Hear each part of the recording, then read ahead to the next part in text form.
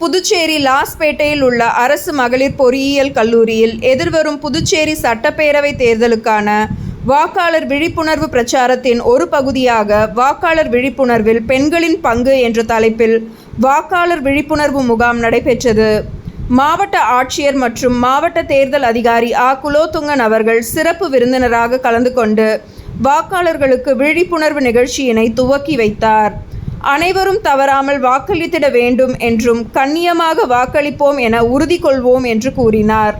இது மட்டுமல்லாமல் 85 வயது கடந்த முதியவர்களுக்காக வீட்டிலேயே வாக்களிக்கும் வசதிகள், தேர்தல் விதிமுறைகள் மீறல்கள் பற்றி தெரிந்தால் 1950 என்ற கட்டணமில்லா தொலைபேசி எண் வசதி, வேட்பாளர்கள் பற்றி தெரிந்து கொள்ள EKYC மொபைல் செயலி போன்றவற்றை பலர் தெரிந்து கொள்ளுதல் அவசியம் என்று எடுத்துரைத்தார்.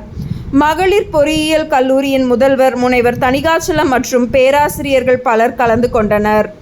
இதில் சுமார் 300 மாணவியர்கள் இந்த வாக்காளர் விழிப்புணர்வு முகாமில் கலந்து கொண்டனர்.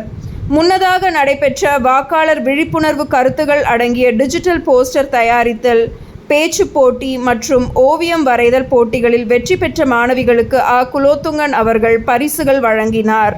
புதுச்சேரி செய்திகளுக்காக S. அச்சுதன்.